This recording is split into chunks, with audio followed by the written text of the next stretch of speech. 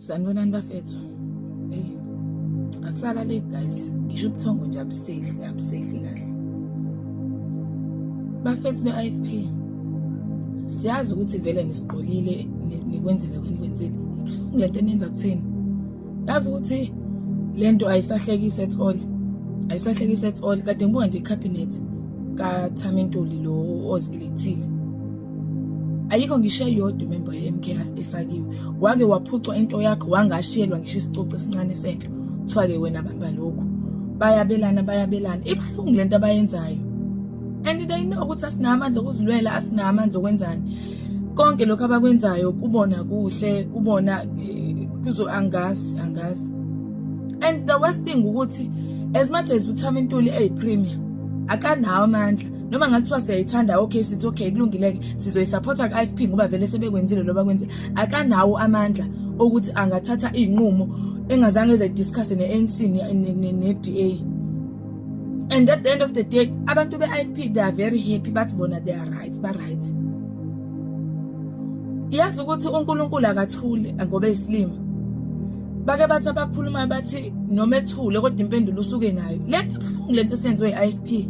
Ibuhlungu hayi ukuthi mhlambe bafethu yazi ukuthi ngisho uthi ubuka ama-post uyabona uThamintuli bayajabula kuyanconywa kuyajatshula. Ibuhlungu lento eyenziwayo. Ibuhlungu. And lento ayinayo imphumela emihle kuthina as ama-citizens. Ayikho into ezoba right nenhle kuthina thina as ama-citizens. And inhliziyo yami ibuhlungu bafethu. Angazi ukuthi lento ngingayichaza kanjani ngendlela engizwa ngayo. Wake wancishwa into yakho. Cause kahle iKZN eye-MK. Kulungileke bese beyithathile ku-national. U-national bese emthathile ku-national. Why ke sizophinde siphucwe nento yethu esizwinele yona? Imagine u-45% no 18%, they are not even half of us. Bahlanganisa amavoti abantu abahlukahlukene. Abantu abavotela ANC bebena reasons abo ukuvotela ANC, abavotela i-IFP bebena reasons abo why bebengahlangani bavotele ke i-IFP noma bavotela i-DA bonke. If kuthiwa abantu bebenomqondo owodwa ukuthi bafuna ukwenza lento le GNU yabo. Yazi abhlungu inhliziyo yami. And into engiphatha kabuhlungu ukuthi kunabantu ababhizi bajabulela ukuthi i-IFP iphethe akho Thamintuli ophethe la. Uthami yes uyi-puppet yami ya-DA ne-ANC. And at the end of the day kunabantu abajabulayo. Ibhlungu lento enenza uNkulunkulu akathuli ngoba esilima. And zizobuya lezi nduku enishaya ngazo zizobuya kabuhlungu.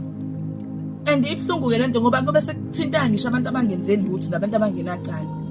Kulungile bafethu ayikho into asizoyenza.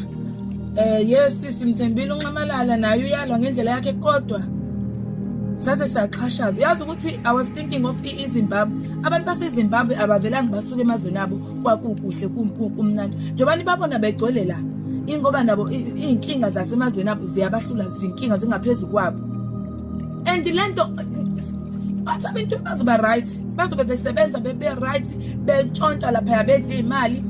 And I was even seeing ilokhu njani iDA inikezwe amandla ukuthi izosiphatha kuma finance na kuma public works. Can you imagine yonke lonto leyo? Why iDA igijima izothatha lezi ikhundla lezi kuyizona eziphethe iprovince kahle iprovince iphethe lezi zinto zo2.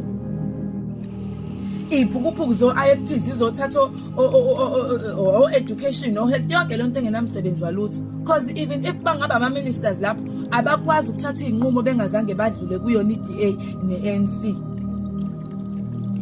Ayikho lento bafethu ayikho into eshintshile. Yabona nje umuntu ovotela i-IFP ibhlungu inhliziyo yami ngoba laba bantu abayiboni at all into wrong kunalokho babhizi bagijimisana nathi as if thina abantu abalandeli be-MK asiphilile emakhaya. Ibhlungu lento ngoba izobuya and izobuya kabuhlungu izobuya ngathi sonke.